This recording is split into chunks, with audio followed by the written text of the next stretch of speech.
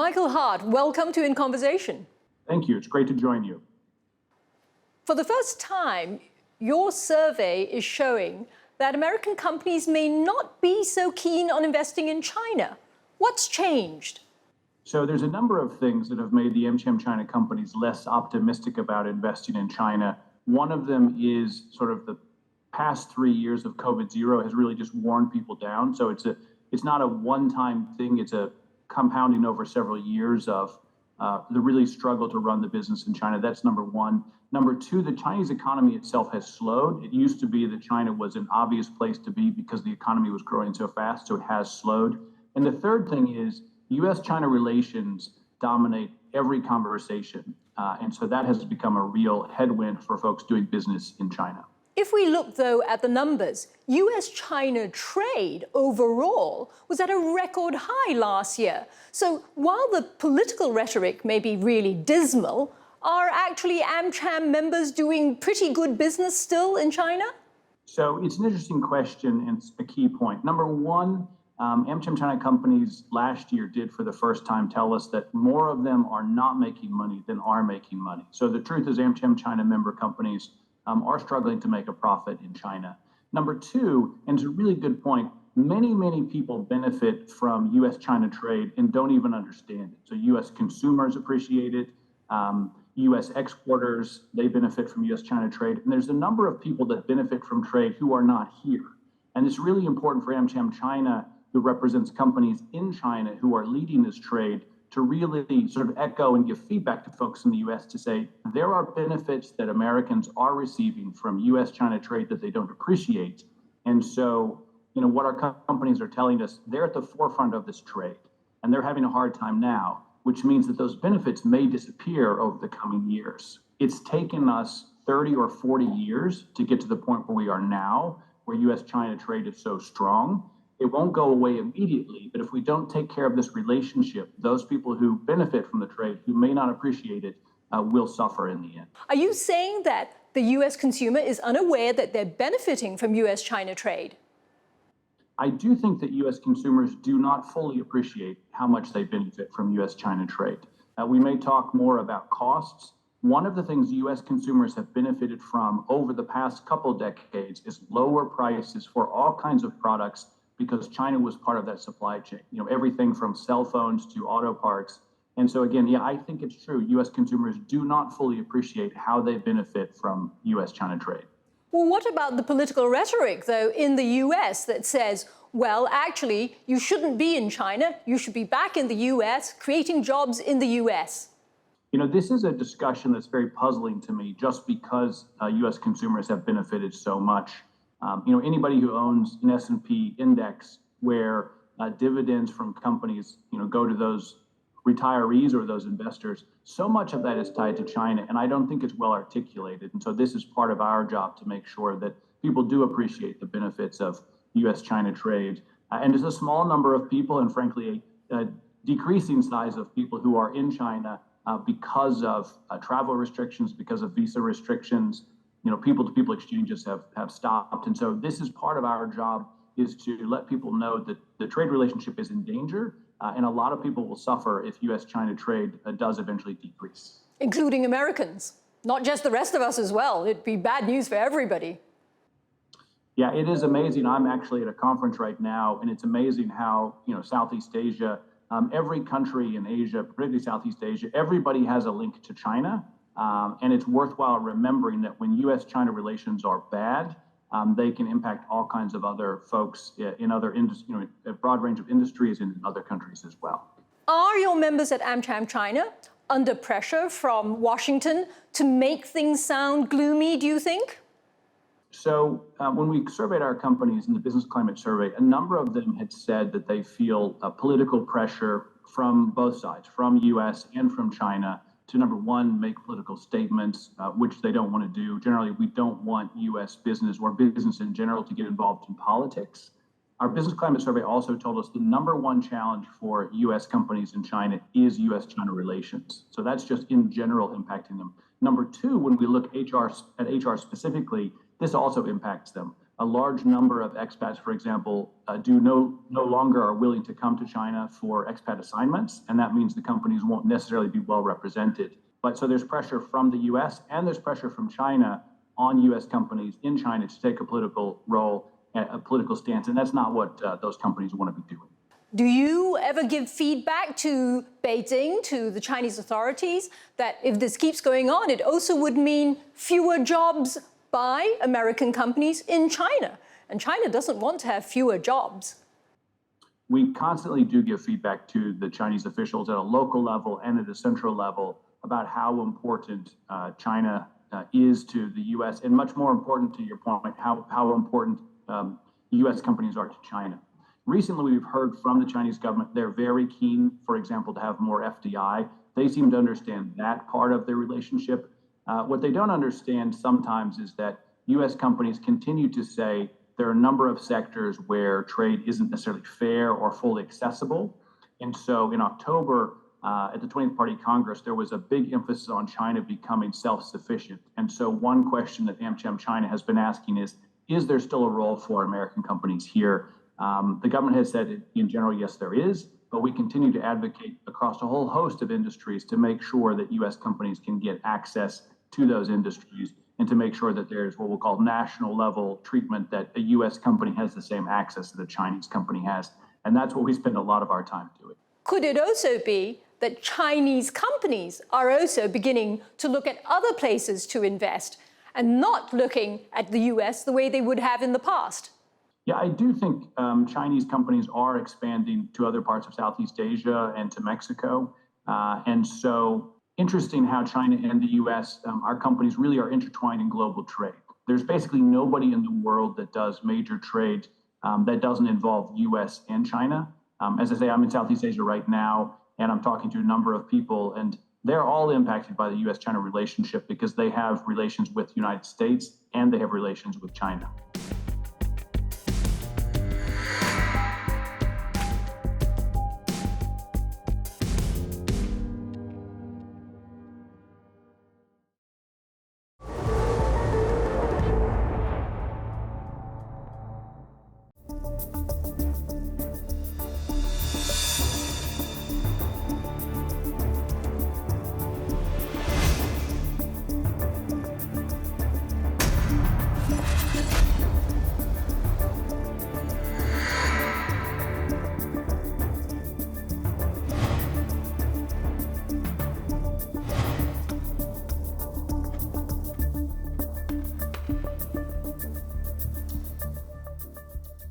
Some financial experts outside of China are beginning to say that it's getting difficult for foreign companies to transfer money out of China. Is that something you're hearing from your members? So moving money out of China has never been as easy as other markets because China does have a closed capital system. When we did our survey, that is not one of the major concerns that they've raised to us. So I think most companies have already built in the more challenging market, moving money in and out of China. But that's not something that has come up as a top complaint from our companies recently. But how much of this is because the survey that you did was in November, before the zero COVID policy was eased off? So we did the survey in October, November, and that was before the end of COVID zero. We did another flash survey in early February just to make sure that the trend data was all consistent. And the truth is, it's all pretty much there. In January and February, there was very positive sort of retail sales. So those companies who are reliant on sales in China, they would probably be a little bit more optimistic. But a lot of the pessimism that was shown in our survey came from several years of compounding impact of COVID zero. Right now, you can fly in and out of China if you can get a flight and if you can get a visa. That's still a big if. A number of things like tourism are still not allowed. In most cases, U.S. students are still not allowed to come to China. And so we've been advocating for people-to-people exchanges. This spring, a number of U.S. companies are trying to bring their executives here. They continue to tell us it's hard to get visas. So I would say that a lot of the pessimism and concern that was reflected in our business climate survey is still relevant. Again, it took decades and decades to build up the U.S.-China relationship. The last 3 years of COVID zero really beat down that relationship, and it's going to take a while to improve things again. China's new premier, Li Qiang, says that growth this year is only going to be 5%. Now, I remember the days when 8% was even considered super low and, you could not go below that. What's happening and how does that impact how American companies feel about being in China? So you're right. China is not growing at the speed that it was growing before. We have to keep in mind a couple of things. Number one, the Chinese economy is larger. So even at a slightly lower growth rate, that's still pretty significant growth, and that's important. Number two, as long as China continues to grow faster than most other developed or developing nations, it's still a place to be. One other thing that's not captured in the statistics is that there are certain industries where China is critical. So for example, in EVs, electric vehicles. So our companies have told us in certain sectors, they must be in China because this is where innovation is taking place. And so again, growth in general is one reason to be here. Sector specific is another reason to be here. Yeah, 2/3 of all the EVs in the world are in China. It's right. I mean, and it's a really dynamic market. If you talk to folks in the auto sector or in any sector that feeds into the electric vehicle market, they'll tell you that China is an exciting place to be. Some of it's related to how the government has embraced EVs as part of their ecological plan, but this is definitely a place that those kinds of companies need to be. Have your AmCham members who are not in sensitive areas, so to say, like high tech and chip making, are they still doing pretty okay? So right now, anybody in chips or tech, it's a very difficult time for them to assess exactly what markets they can play in, what they're allowed to do, and frankly, to look at sort of the future for the next couple of years. And so, AmCham China companies continue to say to the U.S. government, let us know how you're going to be looking at technology. Of course, these companies have to comply with U.S. law and want to apply to comply with U.S. law. But I will say the landscape for those folks in tech right now is a little bit uncertain. How much of this is not a U.S.-China relations problem, but a general also pivoting away because of supply chain problems from China? In other words, China's becoming expensive, and it may be cheaper for American companies to produce something in Vietnam or Thailand. So there's a couple of good points there. Number one, China is no longer a cheap location to do manufacturing. The benefits now to China are because it has a deep supply chain. It does have advanced manufacturing. It has a very large supply of labor. A number of companies have slowly started to reinforce their supply chains and their production by putting facilities in Vietnam or other parts of Southeast Asia. I think that trend will continue, but I don't think that that's going to completely undermine China or replace it.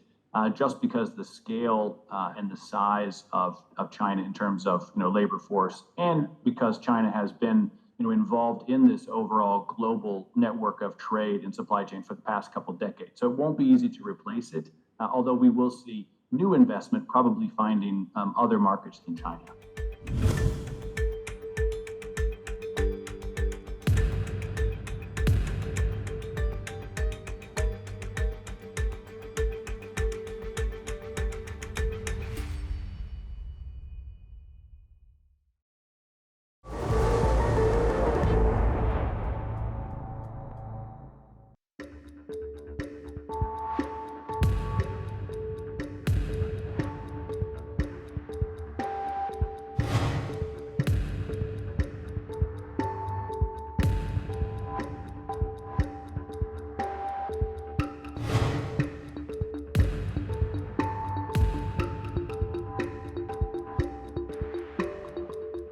Are the best days of U.S.-China trade over? It's a good question to ask. I mean, right now, the domestic politics on both sides of the U.S. and China are pretty strained. However, if you do look at the amount of trade that goes back and forth, I think even if both countries change direction today, there will still be decades of trade between the U.S. and China, which will be really important. The market and the political cycle, we've seen ups and downs. And so, I don't think most of our member companies are planning to leave China right now. In fact, I think 74% of them said they have no plans to leave China at this point. And that just reinforces how really important China is as a supply chain and manufacturing base. And so we're going to have to all deal with U.S.-China relations, for the third year in a row has been the number one concern AmCham China companies have had. we're just going to have to deal with that and see how we can continue to help our companies be successful. And hopefully, U.S.-China business can be, the base anchor of how we keep relations going. So when political relations aren't great, as long as both countries continue to benefit from trade, hopefully business can be that steadying part of the relationship. Do American companies in China face being defined as friend or enemy purely because of their nationality? So in most cases, the nationality of the company does not necessarily make us sort of friend or foe. There are a number of areas where U.S. companies seem to be excluded from selling to, for example, Chinese SOEs, state-owned enterprises, or to Chinese government entities. And that's something we continue to advocate to make sure that U.S. companies have full access to sell. The truth is, many of the SOEs and even Chinese government clients say they do want to buy systems or products from U.S. sellers just because the quality and the dependability of those products. And so we try to make sure that the Chinese understand the case as well, is that if you eliminate U.S. or foreign companies from the list of suppliers, you're actually not going to be buying the best products available in the market. So there are a couple examples of U.S. companies who are doing well. One is financial services. So there's been a recent opening where retail banks, investment banks can now expand into markets where they weren't able to do before. So they're certainly seeing some success there. Healthcare is a huge market in China as well. And as the Chinese consumers become more wealthy, they want access to better systems. And so we have a number of companies, whether they're selling pharmaceutical products into China, or in some cases, even starting to do healthcare management, where they're bringing great healthcare systems from the US to China. And so these companies are definitely benefiting. And then overall, don't forget that the Chinese consumer for things like, coffee and food it's a great place to sell. And brand America is well valued because of the consistent, high quality products. Would you like Washington, D.C. to be more friendly in tone debating? So Washington, D.C. and Beijing will do what they both think are best. We'll be making a trip to Washington, D.C. in May, where we will be advocating on behalf of our members and making sure that we do understand what the concerns are in Washington, but also making sure that they understand, our point of view. We do think that U.S. consumers and U.S. companies benefit very much from U.S.-China trade. We understand that there are some national security concerns on both sides, but we think that that's the minority of the trade, not the majority. And so we do think to make sure that U.S. consumers continue to have access to high quality, relatively low cost goods from China, and to make sure that U.S. exporters have a huge market in China, which is very significant. We need to make sure that that trade remains open and available, and that we can address the national security concerns and not eliminate all trade between the U.S. and China. We just don't think that will benefit U.S. consumers. In the past, at least in the eyes of the consumer, there appeared to be a decoupling between trade and national security. But now it all seems to be a mash of one roiling fear. What changed? Was it Donald Trump coming in that changed all of that? Or is it the rising China? So you're right. It did used to be that trade and national security were completely separate. And now it has become economic strength is seen as something important to a country's overall national security. And so those two have merged. To be honest, we still think there's plenty of areas where those two can be sort of separated. We don't think that national security equals 100% trade. And so, that's something that we want to continue to have that dialogue. The truth is, U.S. and China right now need each other. And so, any major conflict would be devastating to both countries. That's probably not a bad realization to have. We both need each other. And so we need to sort of figure out how to work through our conflicts to make sure that they don't escalate, and that, again, trade, as you see, again, plays that stabilizing role in the U.S.-China relationship. If you were to look at the next AmCham Business Sentiment Survey, what are we going to see? More pessimism or some optimism? So if we have 1 year until we do the next survey, what I'm hopeful is that we will have reestablished a number of people-to-people exchanges. And so hopefully the concerns between the two will have de-escalated a little bit. I certainly would hope that U.S.-China relations are not the main concern. It's important to remember that over the past couple of decades, There have been a number of major concerns at those times, including IPR or market access. What has happened over the past couple of decades, partially because of AmCham China's advocacy, is that U.S. companies have gotten more access. And so, for example, financial services is one of those that has benefited. My hope would be that next time we do the survey, you'll see more optimism and you'll see more people-to-people exchanges, which will help improve everyone's overall view of the relationship. But is that realistic, given that we're going into a really active political cycle in the US with the presidential election just not that far down the road? And similarly in China, where the administration of President Xi Jinping is wanting to consolidate. So domestic politics on both sides will always play an important role. And so certainly during US elections, presidential elections, the volume gets louder on US-China relations. But we think one of the main concerns is because for the past 3 years, basically no one's been able to travel back and forth. So it used to be that US would send congressional delegations or executive branch groups to China. That hasn't been happening. The Chinese have also just started to travel after 3 years. And so it's really important that we get these people-to-people exchanges going so people can see that we offer each other a lot more positives than negatives, and we can be rivals, but we don't have to be enemies. Michael Hart, thank you very much for being on In Conversation. Thank you.